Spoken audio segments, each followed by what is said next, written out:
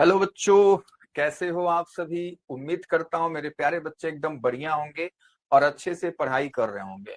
तो चलिए बच्चों, स्टार्ट करते हैं क्लास को। जैसा कि आपको पता है, हम पढ़ रहे हैं बच्चों अपने क्लास 12 का तीसरा चैप्टर, जिसका नाम है क्या, करंट इलेक्ट्रिसिटी। ठीक है बच्चों। तो इस क्लास में मेरे प्यारे बच्चों, आज की जो क्लास होने वाली है हमारा, इस चैप्टर का लेक्चर नंबर 3 होने वाला है, जिसमें हम लोग आज बात करेंगे मेरे प्यारे बच्चों सबसे पहले कॉम्बिनेशन ऑफ रजिस्टर्स के बारे में। ठीक है। हाँ जी, वही जो हमारे पास सीरीज कॉम्बिनेशन और पैरेलल कॉम्बिनेशन होता है। फिर हम लोग सीखेंगे बच्चों एक नया चीज जिसका नाम है इलेक्ट्रिक सेल। उसके बाद हम लोग कॉम्बिनेशन ऑफ सेल सीखने जाएंगे। ठीक है। तो आज की क्लास में बच्चों ये चीजें हम लोग कवर करने वाले हैं। लास्ट क्लास में बच्चों हम लोग क्या क्या बात किए थे। लास्ट क्लास में हमने बात किया था लेक्चर नंबर 2 में, मेरे प्यारे बच्चों, हमने डेरिवेशन किया था। ठीक है। किस किस का हमने डेरिवेशन किया था कि ड्रिफ्ट वेलोसिटी के बेसिस पे आप ओम्स लॉ का डेरिवेशन आपने किया था। हमने ओम्स लॉ सीखा था। हमने बच्चों रेजिस्टिविटी के बारे में सीखा था। हमने सीखा था कि जो रेजिस्टेंस होता है वो किन किन बातों पर डिपेंड करता है। तो ये सारी बातें मेरे प्यारे बच्चों लास्ट क्लास तक हमारे पास हो चुकी हैं। ठीक है। तो आज की क्लास में हम लोग रजिस्टर के कॉम्बिनेशन को देखने वाले हैं। तो मेरे प्यारे बच्चों चलो सीखते हैं कॉम्बिनेशन ऑफ रजिस्टर। ठीक है, चलिए। तो सबसे पहले इसमें पहला जो कॉम्बिनेशन होता है बच्चों, वो होता है सीरीज कॉम्बिनेशन। क्या बच्चों, सीरीज कॉम्बिनेशन। और मैं अपने प्यारे बच्चों को बता दूं कि इसका डेरिवेशन आपके बोर्ड एग्जाम में नहीं पूछा था। क्यों? क्योंकि ये था बच्चों क्लास 10th के आपके सिलेबस में, तो उसका डेरिवेशन वहां था। लेकिन हम लोग समझ लेते हैं कि क्या होता है। देख, आपको याद होना चाहिए कि मेरे प्यारे बच्चों, अगर मैंने 3 रजिस्टर ले लिया जिसका रजिस्टेंस R1, R2 और R3 है, तो वो कुछ इस प्रकार से कनेक्टेड होते हैं और उनके अक्रॉस मेरे प्यारे बच्चों एक हम लोग बैटरी लगा देते हैं जिसका वोल्टेज कितना है, V है। ठीक है। तो अब इस सर्किट में करंट फ्लो होगा। तो मेरे प्यारे बच्चों, जैसे ही मान लो करंट यहां पहुंचा, तो आपको पता है कि R1 से वही करंट जाएगा, R2 से वही करंट जाएगा, R3 से भी वही करंट जाएगा, क्योंकि जो पाथ है वो सेम है। तो अगर सभी रेजिस्टेंस से मेरे प्यारे बच्चों जो करंट की वैल्यू होती है वो बदलती नहीं है, मतलब सेम करंट पास होती है, तो ऐसे कॉम्बिनेशन को हम क्या कहते हैं, सीरीज कॉम्बिनेशन।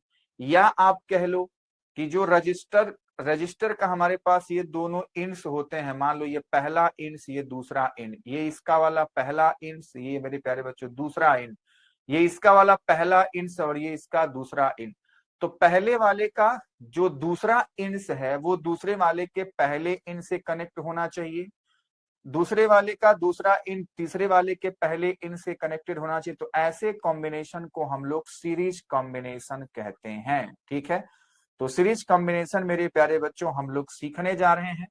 तो हमको फॉर्मूला तो पता है आर इक्वलेंट का, कि R1 plus R2 plus R3 plus R4 ऐसे होता था। ठीक बात हमको याद है जी। चलिए, तो मेरे प्यारे बच्चों कैसे होता है, तो हमको पता है जी कि तीनों के अक्रॉस जो पोटेंशियल डिफरेंस होगा वो तो अलग अलग। R1 के अक्रॉस V1, R2 के अक्रॉस V2 और R3 के अक्रॉस V3 होगा। तो जो टोटल पोटेंशियल डिफरेंस होगा वो होगा V1 plus V2 plus V3 के बराबर। यस और नो? Yes sir. तो मेरे प्यारे बच्चों हमको पता है अगर इस सर्किट की करंट आई है और इसका टोटल रेजिस्टेंस मेरे प्यारे बच्चों मान लिया हमने R इक्विवेलेंट है, तो V1 क्या होगा, V1 होगा I जा रहा है R1 में तो I R1, V2 क्या है, I जा रहा है R2 में तो I R2, I जा रहा है R3 में तो I R3। ठीक है बात? हाँ जी। आपको दिख रहा है मेरे प्यारे बच्चों की I इसमें क्या है, कॉमन है। तो I को कॉमन लेंगे, ये हो जाएगा R1 plus R2 plus R3। तो मेरे प्यारे बच्चों को दिखा कि I से I गया, कहां गया, कट्टी बिट्टी हो गया। तो मेरे प्यारे बच्चों क्या बचा, R इक्विवेलेंट, ये बना R1, ये बना R2, ये बना R3। तो मेरे प्यारे बच्चों को दिखा कि R इक्विवेलेंट की वैल्यू इतनी होती है और वही वैल्यू हमने यहाँ पे सीरीज कॉम्बिनेशन में लिख रखी है। ठीक है बच्चों। तो ये इसका छोटा सा डेरिवेशन था और हमारे पास फॉर्मूला है। तो आपको फॉर्मूला पता होना चाहिए। अच्छा, हमको और क्या पता होना चाहिए? हमको तो पता होना चाहिए सर कि अगर हमारे पास दो रजिस्टर है, ठीक है, ये रहा अगर R1, ये रहा अगर R2, अगर मेरे प्यारे बच्चों दोनों सीरीज में कॉम्बिनेशन में है, तो आपको पता है कि सीरीज कॉम्बिनेशन है, तो R इक्विवेलेंट का फॉर्मूला होता है R1 प्लस R2। हमको मतलब दो का फॉर्मूला चाहिए, ठीक है। चलो, तो दो का फॉर्मूला आ गया। अगला मेरे प्यारे बच्चों होता है पैरेलल कॉम्बिनेशन, ठीक है। इसमें क्या होता है, हर एक रजिस्टर का जो पहला इंड है, ये मान लो पहला, इसका पहला, इसका पहला, सभी का जो पहला इंड्स होता है वो किसी एक पॉइंट से कनेक्टेड होता है, और सभी का बच्चों जो दूसरा इंड होता है वो दूसरे किसी पॉइंट से कनेक्टेड होता है।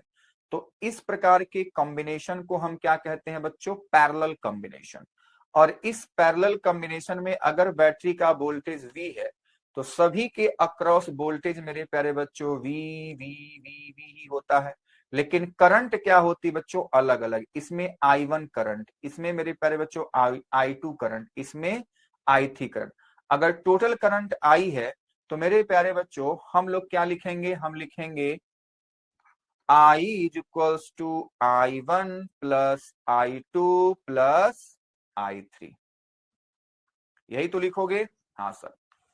अब मेरे प्यारे बच्चों हमको पता है कि ओम्स लॉ लगाएंगे यहाँ पे। ओम्स लॉ क्या कहता है? ओम्स लॉ कहता है जी V is equals to IR। तो यहां से I की वैल्यू क्या आ जाएगी? I की वैल्यू आ जाएगी V बाई R। ठीक है बच्चा, तो यही चीज हम लोग यहाँ पे अप्लाई करने वाले हैं। कहां पर बच्चों? यहाँ पर। ठीक है, तो चलो, तो मेरे प्यारे बच्चों हम लोग यहीं पे अप्लाई करेंगे। अगर मान लेंगे तो पोटेंशियल V है ही, और जो टोटल रेजिस्टेंस होगा मान लो R इक्विवेलेंट में लिख देता हूं, तो I1 क्या हो जाएगा?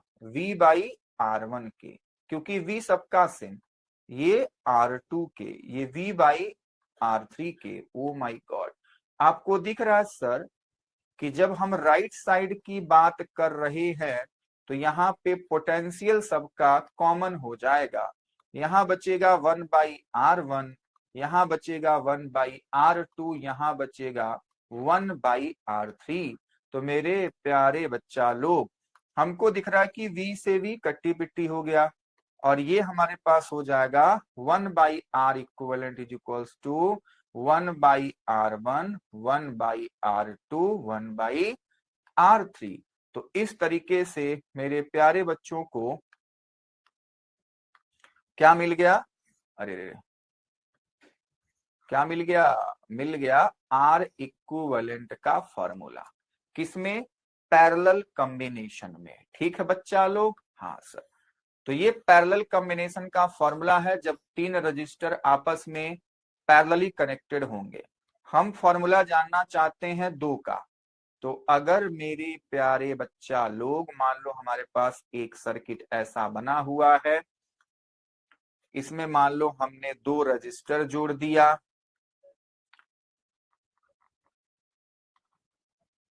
ये मान लो R1 है, ये मान लो R2 है, ये हमारे पास पॉइंट्स A है, ये हमारे पास पॉइंट्स B है। तो ये दोनों किस कॉम्बिनेशन में है? आपको पता है कि दोनों पैरेलल कॉम्बिनेशन में है। तो इस प्रकार के पैरेलल कॉम्बिनेशन का जो R इक्विवेलेंट होगा वो मुझे पता करना है। तो अभी आप कहेंगे सर तीन था तो तीन को हमने ऐड किया था, अगर दो है तो दो को ऐड करेंगे, तो 1/R equivalent is equals to 1/R1 plus 1/R2। मेरे प्यारे बच्चों कुछ करना नहीं है, अपन एक सुंदर सा फॉर्मूला बनाना चाहते हैं। तो देख, मैं एलसीएम लूंगा तो ये हो जाएगा R1 R2, इसके पास मल्टीप्लाई करूंगा तो ये हो जाएगा R2 प्लस R1। हाँ जी, बिल्कुल सही। मेरे प्यारे बच्चों मैं क्या करूं, इसको उठा के पलट दूं, ठीक है, पटक दो उठा के। जब पटकोगे तो हमको क्या मिलेगा? 1/R इक्विवेलेंट उठा के पलटोगे तो पलट जाएगा, तो ये हो जाएगा R इक्विवेलेंट, और बाई 1 हो जाएगा, तो बाई 1 लिखने का कोई मतलब नहीं है। ये लिख दूं R1 R2। अच्छा, ये R2 प्लस R1 है, तो क्या मैं R1 प्लस R2 लिख दूंगा तो आपको कोई परेशानी हो जाएगी? आप कहेंगे ना जी ना। तो ये मेरे प्यारे बच्चों हमारे पास दो पैरेलल रजिस्टर के इक्विवेलेंट रेजिस्टेंस हमारे सामने है। ठीक बात। उम्मीद करता हूं मेरे प्यारे बच्चों को इतनी बातें अच्छे से समझ में आई होंगी, बोलो हाँ या ना। ठीक बात। तो हमने सीख लिया रजिस्टर का सीरीज कॉम्बिनेशन और रजिस्टर का मेरे प्यारे बच्चों पैरेलल कॉम्बिनेशन। ठीक है, तो अब हम आगे बढ़ते हैं और कुछ क्वेश्चन करते हैं, जिसमें पहला क्वेश्चन आपके सामने दिख रहा है। ये क्वेश्चन आपको लगाने आना चाहिए क्योंकि बहुत ही इंपॉर्टेंट है। तो पहला क्वेश्चन कह रहा है what is the value of equivalent resistance between points A and B. तो बच्चा फिगर हमारे सामने है, हमको ए और बी के बीच इक्विवेलेंट रेजिस्टेंस कैलकुलेट करना है। तो अपन क्या कर सकते हैं, आ जाओ, मैं हूं ना अपने प्यारे बच्चों को बताने के लिए। तो देखो जैसे जैसे मैं कहता हूं वैसे करना आपको, ठीक है। ए से देखो, जिस पॉइंट्स के बीच आपसे पूछा जाएगा, आप पहले एक पॉइंट से चलना स्टार्ट कर दोगे। तो ए से चलना है, बी तक पहुंचना है। ठीक है, तो चलो चलते गए यहां पहुंच गए। ठीक है, अब मेरे प्यारे बच्चों यहां से हमको दो रास्ता मिला, एक रास्ता ऊपर एक रास्ता नीचे। ठीक है, अब हमको इन दोनों रास्तों में देखना है कि कितने रजिस्टर लगे हुए हैं। अगर एक ही रजिस्टर है तब तो ठीक है, अगर और लोग होंगे तो उनको बच्चे हम लोग उनका काम तमाम करेंगे। तो हम आगे बढ़े, दोनों में एक एक ही है। अच्छा, तो इसका मतलब सबसे पहले इन दोनों पॉइंट्स के बीच का काम करते हैं। तो जब बच्चे रास्ता अलग अलग, यानी कि करंट अलग अलग, जब करंट अलग अलग होगी तो कौन सा कॉम्बिनेशन होगा, तो आप कहेंगे सर पैरेलल कॉम्बिनेशन। इसका मतलब है कि 2 ओम और 2 ओम आपस में कैसे कनेक्टेड हैं, तो पैरेलली कनेक्टेड हैं। और इस बात को आपने क्लास 10th में भी सीखा था, और ऐसी बातों को हमने जब दूसरे चैप्टर में हमने कैपेसिटर पढ़ा था, कॉम्बिनेशन ऑफ कैपेसिटर, तो वहां भी हमने आपको बताया था। बस अंतर क्या गया, वहां पे कैपेसिटर था, यहाँ पे रजिस्टर है। ठीक है, रजिस्टर के बारे में अच्छी बात यह है कि आप लोग क्लास 10th में इसको सीखे हो। ठीक बात, चलो करते हैं। तो सबसे पहले क्या करेंगे, लिखेंगे .1। देखो अब सब कुछ दो दो दो है, तो मान लो ये R1 है, आपको समझाने के लिए। ये मान लो R2 है, ये मान लो R3। तो मैं लिखूंगा, क्या लिखूंगा सर, मैं लिखूंगा कि R2 and R3 are in parallel. ठीक है, किसमें बच्चों, ये पैरेलल में है। R2 and R3 are in parallel. तो पैरेलल के लिए मेरे प्यारे बच्चों जो कॉम्बिनेशन का फॉर्मूला क्या था, तो हम लिखेंगे R इक्विवेलेंट। अभी R इक्विवेलेंट ना लिख करके केवल R लिख दो, तो आप कहोगे फॉर्मूला होता है R1 R2, यहाँ पे R2 R3, तो R2 into R3 divide by R2 plus R3।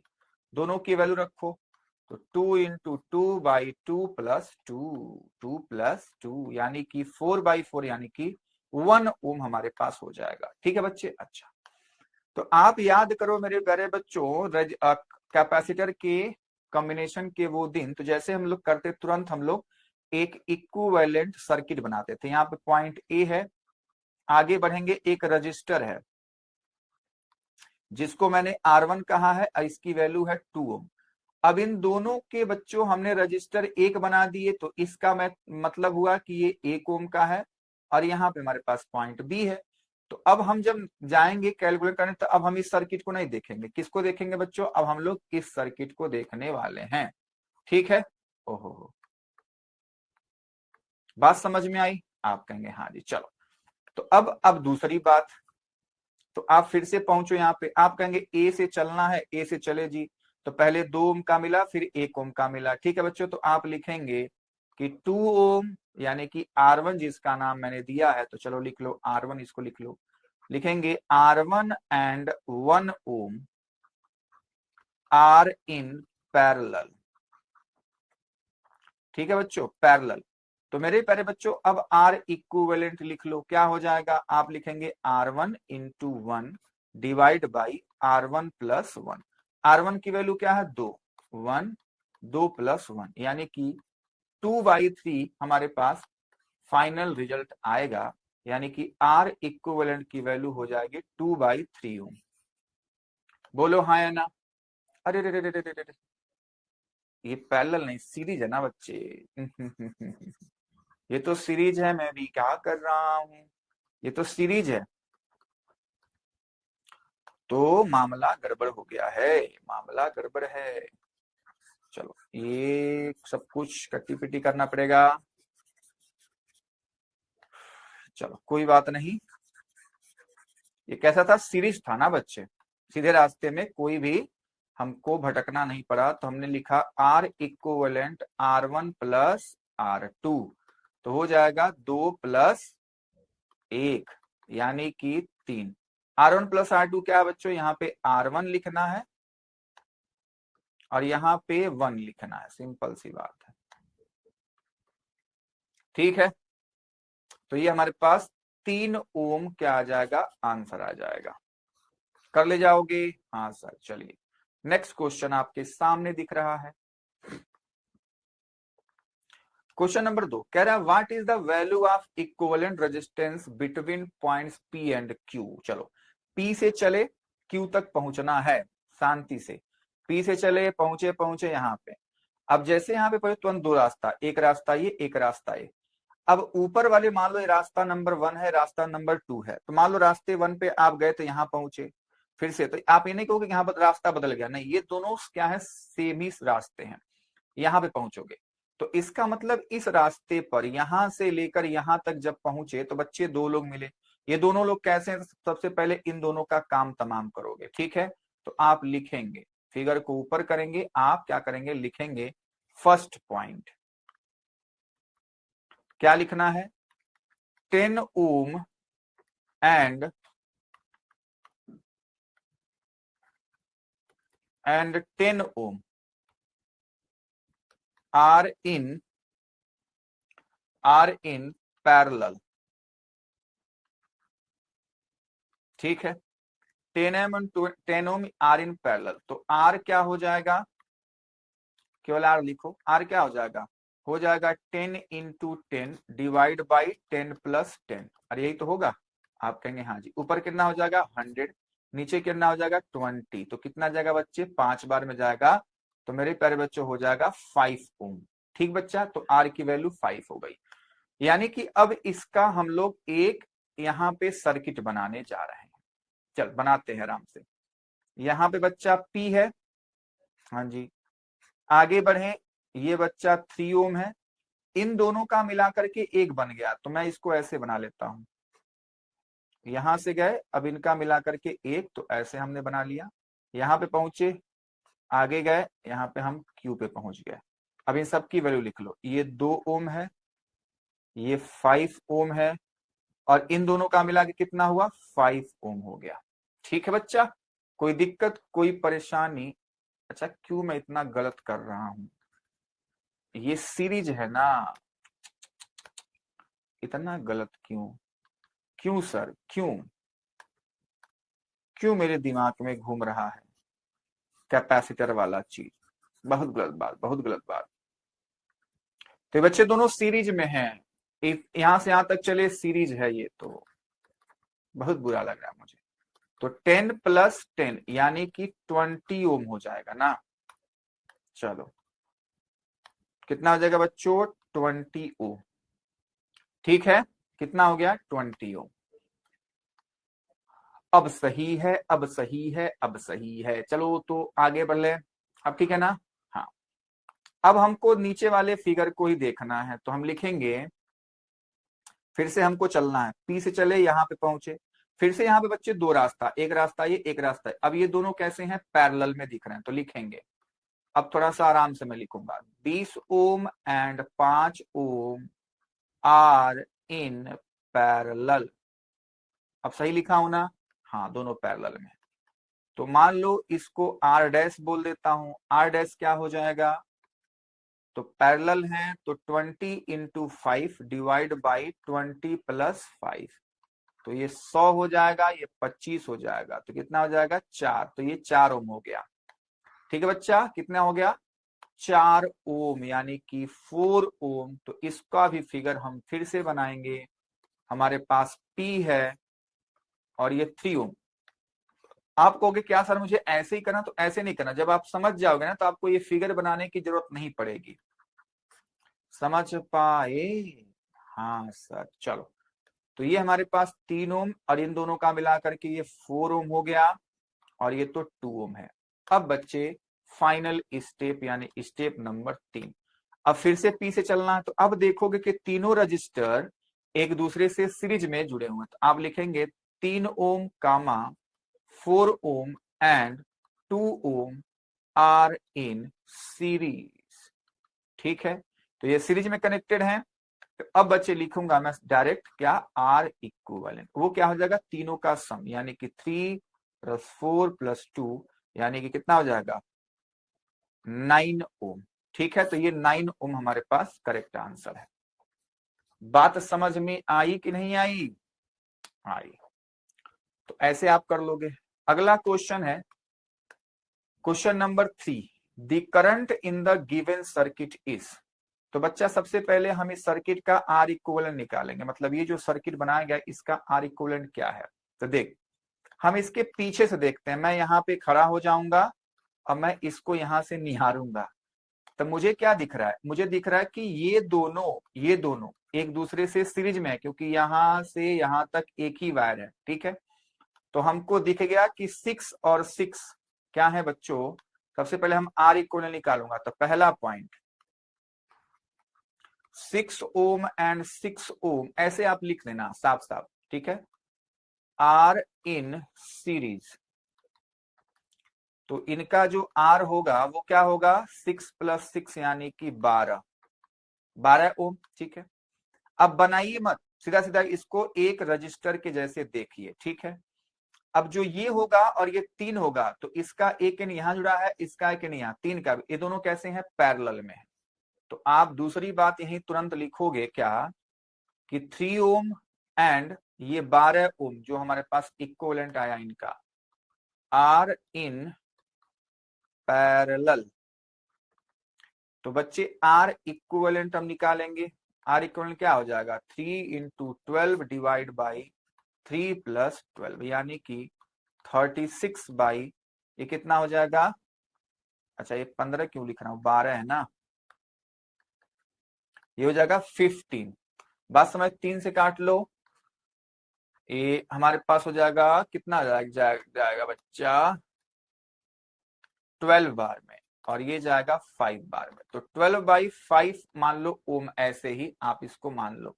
ठीक है, तो मान लो हम अगर इसको डेसिमल में लाते हैं, तो आर इक्विवेलेंट कितना होगा, 12/5, 5 × 2 = 10। ठीक है, कितना बचा, 20। तो 2.4 ओम हमारे पास इक्विवेलेंट रेजिस्टेंस आ रहा है। अब हमको क्या निकालना है, करंट निकालना है। तो मेरे प्यारे बच्चों थर्ड स्टेप क्या है, कि आर इक्विवेलेंट सर्किट का है 2.4 ओम, वी है हमारे पास 4.8 वोल्ट, यही तो है, और हमको करंट सर्किट का कैलकुलेट करना है। तो बस क्या फॉर्मूला लगाओगे करंट का, करंट होता है V/R के, यहाँ पे आर इक्विवेलेंट लिख लो। तो ये है 4.8 डिवाइड बाई 2.4 यानी कि 2 एम्पियर। ठीक है बच्चे, कट्टी पिट्टी कर लेंगे, 2 एम्पियर हमारे पास आंसर आ रहा है। तो इसका आंसर है 2 एम्पियर। चलिए, अब मेरे प्यारे बच्चों हमने अभी तक क्या सीखा, कॉम्बिनेशन ऑफ रजिस्टर सीखा, जो कि इंपॉर्टेंट है, उससे क्वेश्चन आपके सामने देखने को मिलता ही है। ठीक है, अब बच्चों हम बात करते हैं एक अलग कॉन्सेप्ट की, जिसका नाम है इलेक्ट्रिक सेल। ठीक है, तो इलेक्ट्रिक सेल मेरे प्यारे बच्चों हमारे पास एक डिवाइस होती है जो कि क्या करता है, केमिकल एनर्जी को इलेक्ट्रिक एनर्जी में कन्वर्ट करने का काम होता है। ठीक है, और इसका जो मेरे प्यारे बच्चों स्ट्रक्चर है वो आपके सामने दिखाया गया है कि कैसे किसी इलेक्ट्रिक सेल को बनाया जाता है। आपकी केमिस्ट्री में मेरे प्यारे बच्चों पूरा डिटेल हमारे पास सिलेबस होता है इलेक्ट्रोकेमिस्ट्री में। ठीक है, इलेक्ट्रोकेमिस्ट्री में आप पूरा डिटेल में इलेक्ट्रिक सेल के बारे में अच्छे से सीखते हो। फिजिक्स में हम लोग मोटे तौर पे जो जो चीजें होती हैं वही बात हम लोग करते हैं। ठीक है, तो हमने कहा कि इलेक्ट्रिक सेल हमारे पास एक डिवाइस है जो क्या करता है, केमिकल एनर्जी को इलेक्ट्रिकल एनर्जी में कन्वर्ट करने का काम करता है। ठीक है, इसमें क्या क्या चीजें होती हैं जो कि हमको जानना है। तो मेरे प्यारे बच्चों हमारे पास होता है इलेक्ट्रोलाइट सॉल्यूशन होता है जिसमें दो रॉड होते हैं, एक को हम बोलते हैं कैथोड, एक को बोलते हैं मेरे प्यारे बच्चों एनोड। ठीक है, वो दोनों रॉड इसमें डाले जाते हैं। अब उसके बाद मेरे प्यारे बच्चों इलेक्ट्रोलाइसिस सॉल्यूशन होता है, इसके अंदर डाला गया। ठीक है, जो इलेक्ट्रोलाइट सॉल्यूशन होता है तो उसमें क्या होती है मेरे प्यारे, केमिकल रिएक्शन होती हैं। तो कैटायन, मतलब देखो यहाँ पे लिखा है कैटायन, यहाँ पे लिखा गया है एनायन। ठीक है, तो कैथोड की तरफ कैटायन जाते हैं, एनोड की तरफ एनायन जाते हैं, और इसी तरह से मेरे प्यारे बच्चों क्या हो जाता है, हमारे पास यहाँ पे करंट देखने को मिलती है। तो ये है मेरे प्यारे बच्चों अपने पास सेल का स्ट्रक्चर। ठीक है, मैंने कह दिया कि डिटेल में आप लोग केमिस्ट्री में सीखते हो कितने प्रकार के हमारे पास सेल हैं, क्या है, कैसे रिएक्शन होता है, कौन उधर जाएगा कौन इधर जाएगा, सारी चीजें आप लोग केमिस्ट्री में इसको सीखते हो। हमको यहाँ पे इन सब चीजों के बारे में नहीं जानना है। ठीक बात, अच्छा, हमको बस पता होना चाहिए कि इलेक्ट्रोलाइट सॉल्यूशन होता है और दो रॉड होते हैं जिसमें एक कैथोड एक एनोड होता है। उसके बाद मेरे प्यारे बच्चों हमको एक सर्किट में करंट फ्लो होने लग जाती है। ठीक बात है, चलिए, और केमिकल एनर्जी इलेक्ट्रिकल एनर्जी में कन्वर्ट होने लग जाती है। तो चलो सीखते हैं। An electric cell is a device that converts chemical energy into electrical energy and maintains the flow of charge continuously in the circuit। ये हमारे पास डिफिनीशन है किसका, इलेक्ट्रिक सेल का। The cell comprise of two electrodes, जिसको हमने cathodes and anode कहा, and electrolytes. ठीक है, इलेक्ट्रोड्स उसको कहते हैं जो हमारे पास दो छड़ें डाली जाती हैं जिसमें से एक का नाम कैथोड एक का नाम एनोड होता है, और इलेक्ट्रोलाइट सॉल्यूशन होता है। Electrodes are made up of materials that participates in chemical reaction with the electrolytes. ठीक है, जो हमारे पास इलेक्ट्रोलाइट सॉल्यूशन है और जो हमारे पास इलेक्ट्रोड्स हैं जिसमें दो छड़े हैं कैथोड और एनोड, वहां पे केमिकल रिएक्शन होती है जिससे मेरे प्यारे बच्चों हमको करंट वहां पे मिल जाती है। अब मेरे प्यारे बच्चों तो सेल के बाद, तो आपको सेल में क्या याद रखना है, सेल हमारे पास एक ऐसा डिवाइस है जो कि मेरे प्यारे बच्चों केमिकल एनर्जी को इलेक्ट्रिकल एनर्जी में कन्वर्ट करता है और सर्किट में चार्ज के फ्लो को बनाए रखता है। ठीक बात है, उसमें इलेक्ट्रोलाइट सॉल्यूशन होता है ना, उसमें दो इलेक्ट्रोड्स होते हैं, एक का नाम कैथोड एक का नाम एनोड होता है। इलेक्ट्रोड्स और इलेक्ट्रोलाइट सॉल्यूशन के बीच में कुछ केमिकल रिएक्शन होते हैं जिससे मेरे प्यारे बच्चों केमिकल एनर्जी इलेक्ट्रिकल एनर्जी में कन्वर्ट होती है और हमको करंट मिलती है। साफ साफ बात, आपको इतना ही बस समझना था। ठीक है, अब कुछ हमारे पास टर्मिनोलॉजी होती है बच्चों, जैसे मान लो सबसे पहला होता है ईएमएफ, जिसको फुल फॉर्म में हम लोग कहते हैं इलेक्ट्रोमोटिव फोर्स। ईएमएफ इसको बोलते हैं मेरे प्यारे बच्चों इलेक्ट्रोमोटिव फोर्स। ये फोर्स नहीं है ना, यहां बस कंफ्यूजन बच्चे हो जाते हैं, तो इसको फोर्स मत समझिए, इसको बच्चों वोल्टेज यानी पोटेंशियल के तौर पे आप समझिए, उसी के इक्विवेलेंट है और उससे कुछ डिफरेंस है। तो अभी हम लोग समझते हैं क्या है। अब मेरे बच्चे यहाँ पे डिफिनीशन यहाँ पे लिखा गया है कि ईएमएफ क्या होता है किसी सेल का, अभी हम लोग पढ़ लेंगे, पहले चीजों को समझो। जैसे मान लो मेरे प्यारे बच्चों मैंने यहाँ पे एक सेल बना दिया, जो हमारे घरों में सेल मिलता है, आप उसको याद करो। ठीक है, हमारे पास ऐसा कुछ सेल होता है ना बच्चों, और यहाँ पे हमारे पास कुछ होता है और ऐसे प्लस माइनस साइन बना होता है। ठीक है बच्चे, है ना, यहाँ पे मान लो 1.5 वोल्ट में लिख देता हूं और वो ईएमएफ ऐसे लिखा होता है। ठीक है, EMF is equals to 1.5 volt ऐसे कुछ लिखा है। सेल है ये, क्या है बच्चों, ये है हमारे पास सेल। चलो, तो जो ईएमएफ है, ईएमएफ का मतलब होता है मेरे प्यारे बच्चों धोखा। क्या होता है, धोखा। ठीक है, अब कैसा धोखा, तो ये धोखा है कि जब आपने किसी एक्सटर्नल डिवाइस से, मान ले हमारे पास एक बल्ब है, ठीक है, ये हमारे पास बल्ब है, अभी जल नहीं रहा है, तो क्यों जला रहे हो भैया? अभी जल नहीं रहा है, ये हमारे पास मान लो कोई बल्ब है, इस बल्ब के हमने दो वायर निकाल लिए। ठीक है बच्चे, तो जब तक हमने किसी एक्सटर्नल सर्किट को इससे जोड़ा नहीं है, कनेक्ट नहीं किया है, तब तक इसके जो अक्रॉस पोटेंशियल डिफरेंस होता है उसको हम बोलते हैं ईएमएफ। तो क्या वो किसी हमारे काम का है क्या? नहीं। इसका मतलब है सेल के अक्रॉस मैक्सिमम पोटेंशियल डिफरेंस को हम क्या कहते हैं? ईएमएफ कहते हैं।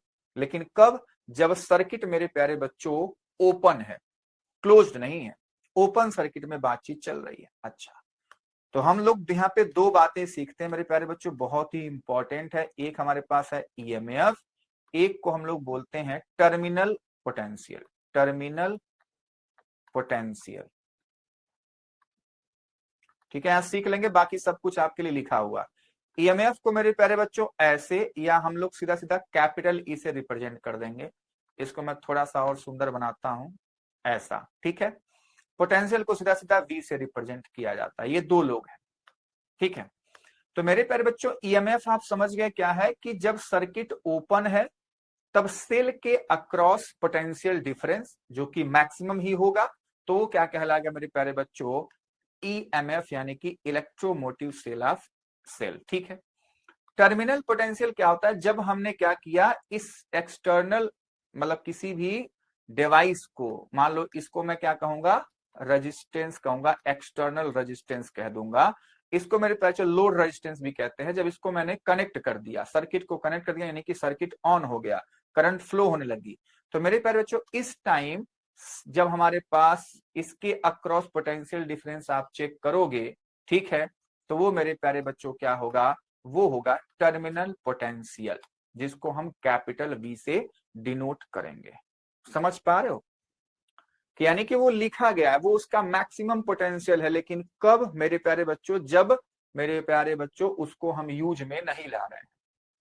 यूज हमारे कब है? जब सेल को हमने किसी डिवाइस से ऐड किया है, कनेक्ट किया, तभी तो हमारे यूज का है। तो जब हमने ऐड कर दिया, तब उसके अक्रॉस जो पोटेंशियल होगा उसको हम टर्मिनल पोटेंशियल कहते हैं।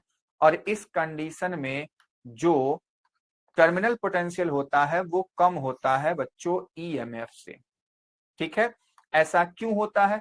क्योंकि सेल के भीतर जो ये इलेक्ट्रोलाइसिस सॉल्यूशन भरे होते हैं उनका कुछ इंटरनल रेजिस्टेंस होता है। उन सब के बारे में आगे चर्चा की जाएगी, ठीक है। इलेक्ट्रोलाइसिस जो सॉल्यूशन होते हैं उनका इंटरनल रेजिस्टेंस होता है, तो वो कुछ पोटेंशियल को ड्रॉप कर देते हैं, ठीक है बच्चों। तो इसलिए जो टर्मिनल पोटेंशियल होता है वो ईएमएफ से क्या होता है? कम होता है। तो उम्मीद करता हूं ये कहानी मेरे प्यारे बच्चों को समझ में आई होगी, ठीक है। चलो चलो जी, आगे बढ़ते हैं। तो चलो पढ़ लो, डिफिनीशन पढ़ लो भैया। The work done by a cell to move a unit charge in a circuit is called the electromotive force of the cell. This is represented by E. ये तो इसका डिफिनीशन हो गया। Work done by the cell to move a unit charge in a circuit is called the electromotive force of the cell. This is represented by E. ठीक है, हम लोग ऐसे सर्किट बनाते हैं और ये हमारे पास एक्सटर्नल रेजिस्टेंस होता है। अच्छा, अब इसके लिए फॉर्मूला क्या होगा? तो वही W बाई क्यू। और क्या है? If the energy given by the cell work done in flowing Q coulomb charge in a circuit is W joule, then the electromotive force of the cell is this, ठीक है बच्चा। अच्छा जी, अब terminal potential की बात कर लेते हैं।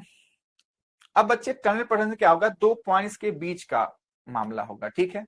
The work done in making a unit charge flow in a circuit between 2 points of the circuit is called the terminal potential difference between the those point. This is represented by V, ठीक है। हमने exact चीजें आपको बता दी कि EMF क्या है और टर्मिनल पोटेंशियल क्या है।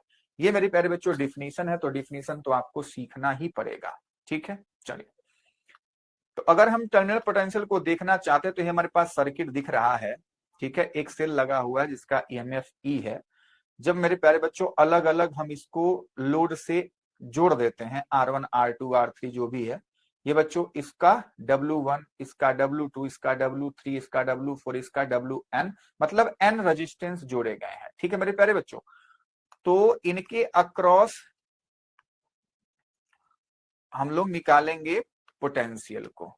तो late electromotive force of a circuit be E and the energy given by the cell when Q charge flow in the circuit is W, then E is equals to W by Q coulomb, ठीक है। अच्छा, if energy spent in different parts of the circuit are W1 W2 W3 ये सब हो जाएगा, तो मेरे प्यारे बच्चों जो E होगा वो W1 plus W2 plus W3 by Q के इक्वल हो जाएगा। ठीक है बच्चों, तो यानी कि हमारे पास फॉर्मूला हो जाएगा E equals to V1 plus V2 plus V3 plus V4 के बराबर।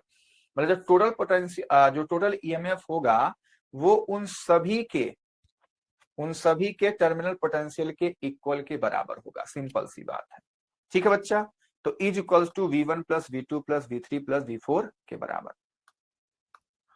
एकदम सटीक चीजें मेरे प्यारे बच्चों, इनके डिफरेंस को मैं आपको यहाँ पे समझाने की कोशिश कर रहा हूं, जो मैंने अभी थोड़ी देर पहले समझाया था। बाकी तो इसका डिफिनीशन था, वो आपको बस याद रखना है। ठीक है, देखो हमने 3 टेबल बना रखा, 3 कॉलम, फीचर्स, ईएमएफ और टर्मिनल पोटेंशियल। ठीक है, फीचर्स में सबसे पहली बात करंट इन सर्किट। ईएमएफ के लिए सर्किट ओपन होता है तो नो करंट, करंट रहेगा नहीं।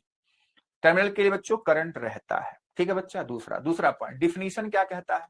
डिफिनीशन कहता है भैया ईएमएफ में मैक्सिमम पोटेंशियल डिफरेंस है, सेल के अक्रॉस मैक्सिमम पोटेंशियल डिफरेंस है। और जो टर्मिनल पोटेंशियल होता है वो एक्चुअल होता है, जब हम किसी लोड रेजिस्टेंस को लगा देते हैं तब उसके अक्रॉस पोटेंशियल क्या है उसको हम लोग एक्चुअल ही कहते हैं। और वही लिखा हुआ है कि एक्चुअल पोटेंशियल ड्यूरिंग यूज। इसमें तो हम यूज ही नहीं कर रहे हैं, बस हम इसको निहार रहे हैं, हाँ जी ये सेल है। ठीक है, तीसरा अफेक्टेड बाय रेजिस्टेंस। तो ये बच्चों रेजिस्टेंस से कोई अफेक्टेड नहीं होता है, लेकिन ये होता है, मैंने कहा कि इंटरनल रेजिस्टेंस से। ठीक है, वैल्यू के बारे में बात करें तो मेरे प्यारे बच्चों ये कांस्टेंट होता है थ्योरेटिकली, और ये वेरी करता है, डिपेंड्स ऑन करंट। ठीक है, बात समझ में आई?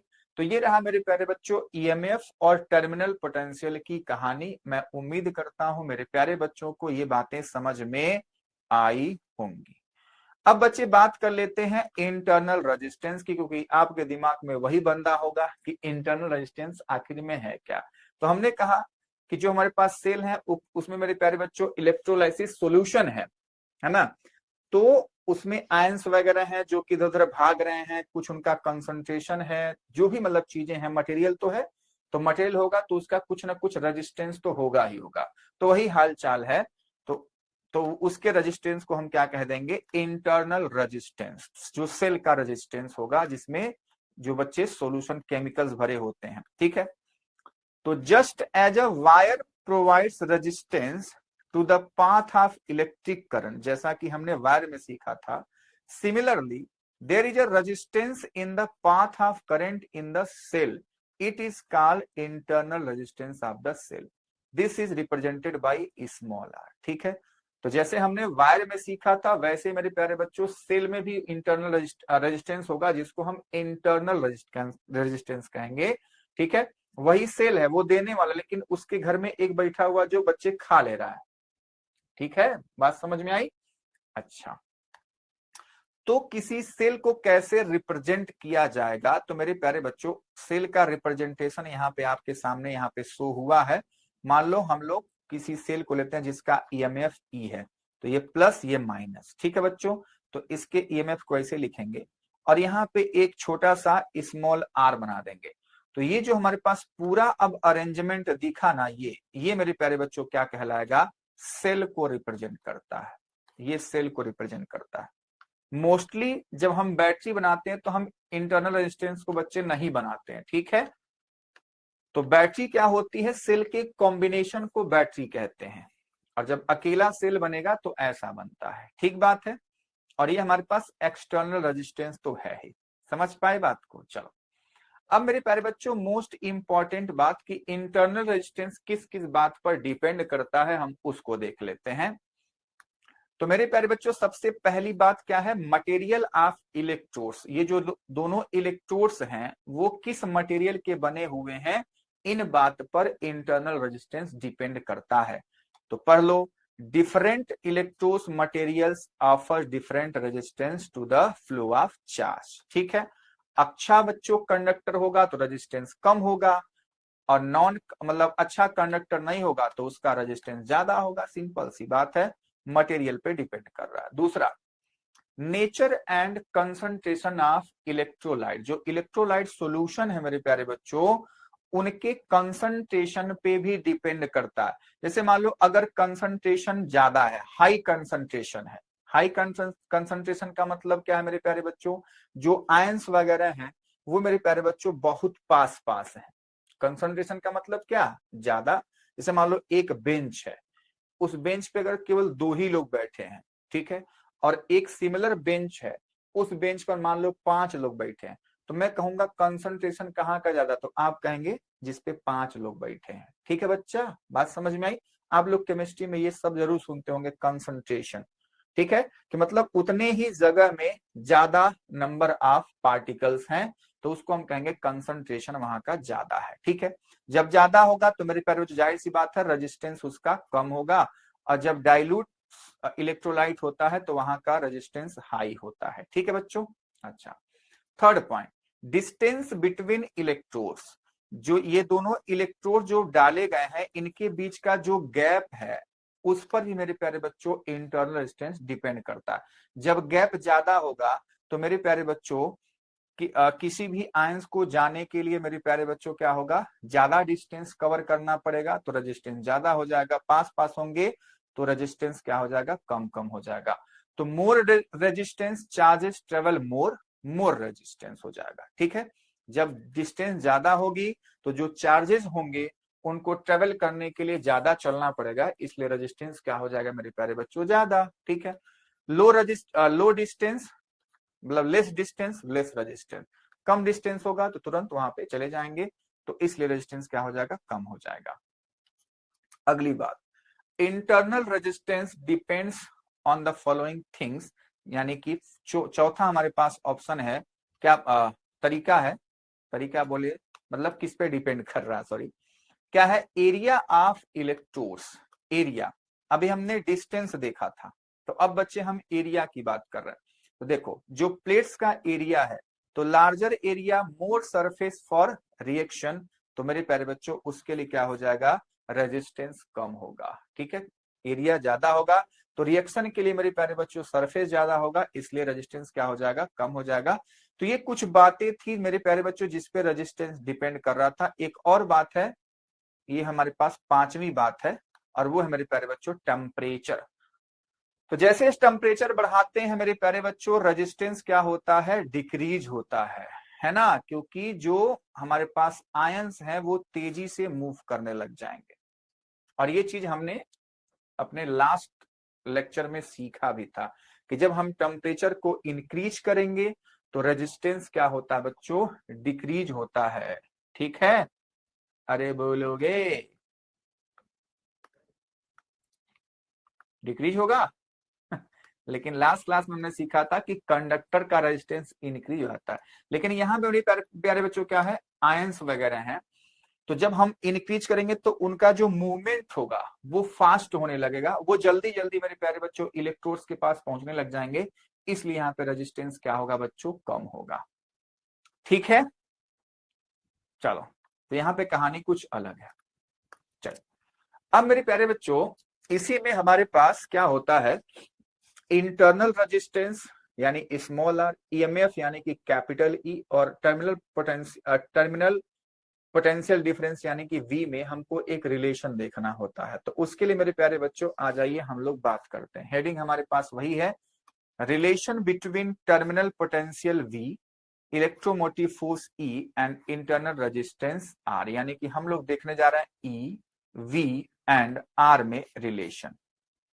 ठीक है, ई, वी और आर में रिलेशन हम देखने जा रहे हैं।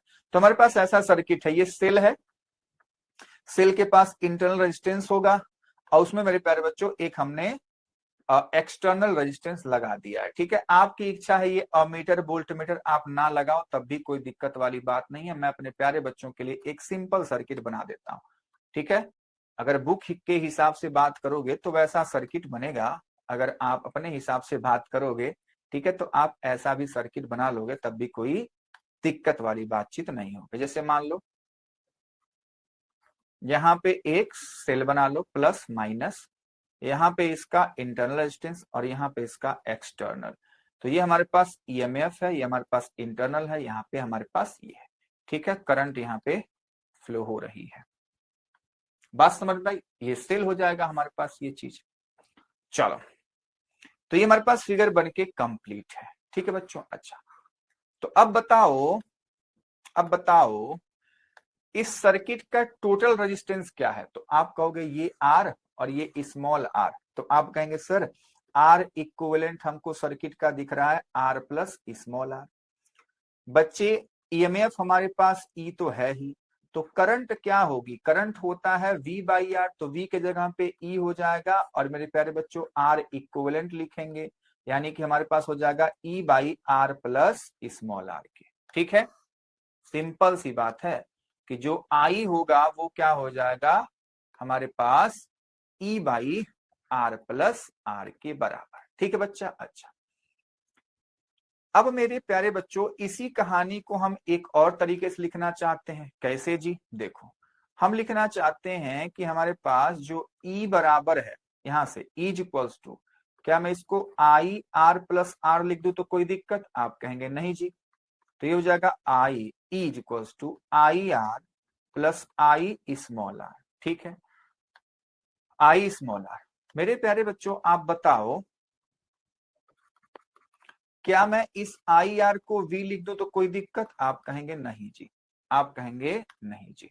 ठीक है, तो मेरे प्यारे बच्चों हम लोग इसको ऐसे भी लिखते हैं, या हम लोग इसको ऐसे लिखते हैं V equals to E minus का आई आर। ठीक है, तो आपके लिए चाहे ये फॉर्मूला लिख लो, मतलब आपको याद रखना चाहिए, या मेरे प्यारे बच्चों इसका ये फॉर्मूला लिख लो, जो भी लिखो सब कुछ अलग अलग हमारे पास फॉर्मूले इसमें नजर आते हैं। ठीक है, तो यही रिलेशन है इंटरनल रेजिस्टेंस, ईएमएफ और टर्मिनल पोटेंशियल डिफरेंस के बीच में। ठीक है, तो कोई भी डेरिवेशन हम लोग करेंगे तो सबसे पहले फिगर बनाएंगे, दो चार बातें हम लिख लेंगे ऐसे। ठीक है, कि हमारे पास सेल है जिसका ईएमएफ ई है, उसका इंटरनल रेजिस्टेंस स्मॉल आर है, ठीक बात, एक्सटर्नल रेजिस्टेंस कैपिटल आर, सारी बातें लिखने के बाद मेरे प्यारे बच्चों हमने टोटल रेजिस्टेंस निकाला, हमने करंट निकाली, हमने ये वैल्यू निकाल दिया, सिंपल सी बात है। ठीक है, अब इसी वैल्यू को घुमा फिरा के जैसा आपको लिखना है आप लिख सकते हैं। ठीक है,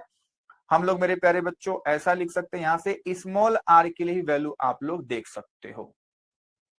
बात समझ में आई, अरे बोलोगे, अरे बोलोगे, देखो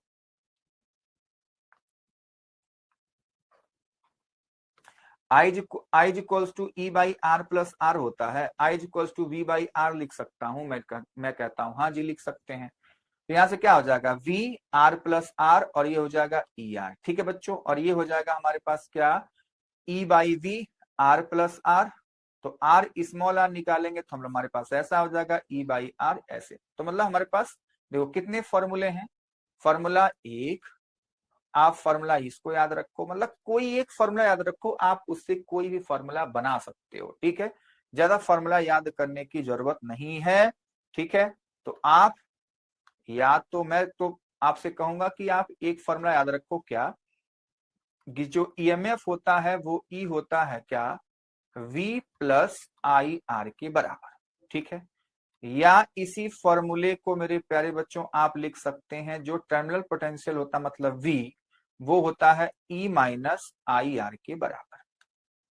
ठीक है, ये रिलेशन ही बता रहा है कि जो टर्मिनल पोटेंशियल है वो E से कम होता है ना। ये हमारे पास ईएमएफ हो गया, और ये पोटेंशियल ड्रॉप किसके अक्रॉस है, ये मेरे प्यारे बच्चों इंटरनल रेजिस्टेंस के अक्रॉस पोटेंशियल ड्रॉप है, इंटरनल रेजिस्टेंस के अक्रॉस पोटेंशियल ड्रॉप है। ठीक है, चलिए तो ये तीनों फॉर्मूले आपको याद रखने हैं, है ना। न्यूमेरिकल क्वेश्चन यहां से आपके लिए बनता है। अब मेरे प्यारे बच्चों हम पहुंच चुके हैं सेलों के कॉम्बिनेशन के बारे में। तो हमको पता है जैसे हमने रजिस्टर ऐड किया, कंबाइन किया, जैसे हमने कैपेसिटर कंबाइन किया, उसी प्रकार से अब हम सेल को कंबाइन करने वाले हैं। तो हमारे पास दो प्रकार के कॉम्बिनेशन होंगे, एक होगा हमारे पास पैरेलल कॉम्बिनेशन जिसमें सेल के दोनों टर्मिनल एक मतलब प्लस एक माइनस होता है, जैसा एकदम सेम टू सेम देखो जैसे घरों में हमारे पास सेल मिलता है, इसलिए मैं ऐसा फिगर आपको दिखा रहा हूं। ठीक है, तो सेल के सभी जो प्लस प्लस वाले टर्मिनल हैं एक पॉइंट से, सबके निगेटिव वाले टर्मिनल एक पॉइंट से, तो कौन सा कॉम्बिनेशन होगा? पैरेलल। अब plus minus plus minus plus minus जुड़ा होगा तो इसको हम क्या कहेंगे? Series combination. तो एक हमारे पास सीरीज कॉम्बिनेशन है, एक हमारे पास पैरेलल कॉम्बिनेशन होता है। तो चलो हम लोग सबसे पहले सीरीज कॉम्बिनेशन की बात करते हैं। अब हमने जो सेल लिया है, सेल ऐसा लिया है कि सभी सेल का मेरे प्यारे बच्चों जो ईएमएफ है वो सेम होगा, इंटरनल रेजिस्टेंस सेम होगा, ठीक है। तो हमने एन सेल ले लिया, बात समझ में आई? हमने कितना सेल लिया? N cell. तो EMF E, internal resistance R, पहले सेल का, ये दूसरे सेल का, तीसरे सेल का, एन सेल का, ठीक है। और हमारे पास जो एक्सटर्नल रेजिस्टेंस है वो क्या है मेरे प्यारे बच्चों? आर है। बात समझ में? अच्छा, तो अब हमको इस प्रकार के कॉम्बिनेशन में क्या देखना होता है? हमको सबसे पहले देखना होता है ई इक्विवेलेंट, यानी कि इक्विवेलेंट ईएमएफ कितना है। दूसरी बात हमको देखनी होती है आर इक्विवेलेंट कितना है, ठीक है बच्चा। जब ये दोनों मिल जाएंगे उसके बाद तो आपको आई मिल जाएगा। बात समझ में आई? चलो, तो अगर मेरे पास सीरीज में हमारे पास ढेर सारे सेल कंबाइन है, ठीक है, तो मेरे प्यारे बच्चों अगर मान लो कोई चार्ज यहाँ पे पहुंच रहा है, ठीक है, तो बच्चा उस हर एक चार्ज को क्या हर एक सेल धक्का मारेगा? चला आगे जा, चला आगे जा, चला आगे जा। यानी कि जो धक्का है उस चार्ज को हर एक सेल के द्वारा मिलने वाला है। बात समझ में आई? तो इस तरीके से आप समझेंगे तो आप कहेंगे कि जो ईएमएफ होगा, नेट ईएमएफ होगा इस कंडीशन में, या आप कह लो कि ई इक्विवेलेंट होगा, जितने सेल होंगे उनके ईएमएफ के एन टाइम्स के बराबर, यानी एन इंटू ई के बराबर हो जाएगा। बात समझ में आई? कोई रजिस्टर लगा हुआ है सीरीज में तो आपको पता है कि आर इक्विवेलेंस तो एनआर के बराबर होगा ही होगा, क्योंकि R plus R plus R plus R क्या हो जाएगा? एनआर के बराबर, ठीक है बच्चा। अच्छा, हमको पता है कि करंट की वैल्यू क्या होगी? करंट की वैल्यू होगी E equivalent by R equivalent plus capital R के, है ना। तो मेरे प्यारे बच्चों आप कहेंगे कि सर आई क्या है? ई इक्विवेलेंट कितना है? एन ई है। आर इक्विवेलेंट क्या है? एन आर है। और ये हमारे पास कैपिटल आर है। सिंपल सी बात। तो मेरे प्यारे बच्चों हमारे पास फॉर्मूला आ चुका है सीरीज में सेलों के कॉम्बिनेशन का। ठीक बात है, चलो देख लेते हैं। तो हमने सेल ले लिया, सबका EMF E, internal resistance small, सबको हमने सीरीज में ऐड कर दिया। तो एन सेल है, सबका बच्चे ईएमएफ ई है, इंटरनल रेजिस्टेंस स्मॉल आर है।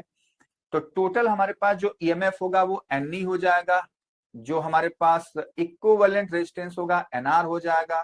टोटल रेजिस्टेंस मेरे प्यारे बच्चों आर प्लस एनआर हो जाएगा। आई इक्विवेलेंट हमारे पास E by one R plus R equivalent हो जाएगा। इसलिए हमारे पास ये फॉर्मूला आपके सामने आता है, ठीक है। अब इसी में हम कंडीशन लगाते हैं। क्या लगाते हैं बच्चों? कंडीशन। कंडीशन नंबर 1 क्या? देख, if external resistance much much greater than R के, मतलब आर एन कह लो, क्या स्मॉल आर कह लो, कोई दिक्कत वाली बातचीत नहीं है, ठीक है। यानी कि जब हमारे पास जो एक्सटर्नल रेजिस्टेंस है वो बहुत ज्यादा है आर से, तो मेरे प्यारे बच्चों ये फॉर्मूला क्या बन जाएगा? ये जो हमारे पास एन आर है ये 0 हो जाएगा। तो इसलिए हम आई को क्या लिख सकते हैं? N E by capital R के लिख सकते हैं, ठीक है। तो इसका मतलब क्या हुआ? इसका मतलब हुआ कि भैया ई बाई आर क्या है?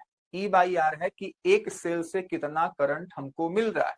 तो जब ये कंडीशन होगा तो इसका मतलब हुआ कि एन ई बाई आर यानी कि एन टाइम्स करंट मिलेगा। यानी कि हमको पता लग रहा है कि जब एक्सटर्नल रेजिस्टेंस इंटरनल रेजिस्टेंस से बहुत ज्यादा होगा, बहुत बड़ा होगा, तो मेरे प्यारे बच्चों सेलों को कैसा कंबाइन करना चाहिए? सेलों को सीरीज में कंबाइन करना चाहिए, तब हमको ज्यादा फायदा होता है, ठीक है। तो वही बातें यहाँ पे लिखी गई हैं। When the internal resistance of connected cell is much less than the external resistance, then more current can be obtained by connecting the cell in series. बात समझ में आई? आसान ही था। अगला मेरे प्यारे बच्चों पैरेलल कॉम्बिनेशन है।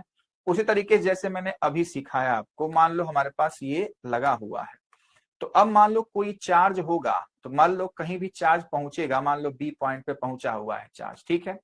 अब उसके लिए 3 रास्ते हैं, तो अकेले अकेले से ही बच्चों उसका धक्का मारेगा, ठीक है बच्चा। तो इसका मतलब है कि पैरेलल कॉम्बिनेशन में मेरे प्यारे बच्चों जो ई इक्विवेलेंट आएगा वो केवल और केवल ई के बराबर आने वाला है। आर इक्विवेलेंट आपको पता है क्या आने वाला है, क्या है बच्चों, ऐसे तो निकालोगे कि 1/r equivalent equals to 1/r plus 1/r plus 1/r, सब आर आर आर है, और 1/r कहां तक बच्चे, n टाइम्स तक था, n टाइम्स, बोल यही तो होगा। तो इसका मतलब है कि अगर मान लो किसी भी नंबर को n टाइम्स तक अगर ऐड कर दे तो क्यों नहीं n इंटू 1/r कर दो, तो आप कहेंगे हाँ जी, तो 1/r इक्विवेलेंट हो जाएगा n इंटू 1/r के। ठीक है बच्चों, यानी कि यहां से हम लोग निकाल सकते हैं r इक्विवेलेंट हो जाएगा r/n के। इतनी बात मेरे प्यारे बच्चों को समझ में आई कि नहीं आई, बोल। अगर 2 2 2 2 50 बार ऐड करना तो इसका मतलब है 2 इंटू 50 कर लो ना भैया। ठीक है, तो भाई अगर 1/r n तक ऐड करना है तो n इंटू 1/r कर लो। ठीक है, तो हमारे पास r इक्विवेलेंट की वैल्यू ये आ गई, e की वैल्यू वो आ गई। अब हम i निकाल सकते हैं, i क्या हो जाएगा, e equivalent by r equivalent plus r, simple सा फॉर्मूला यही तो है।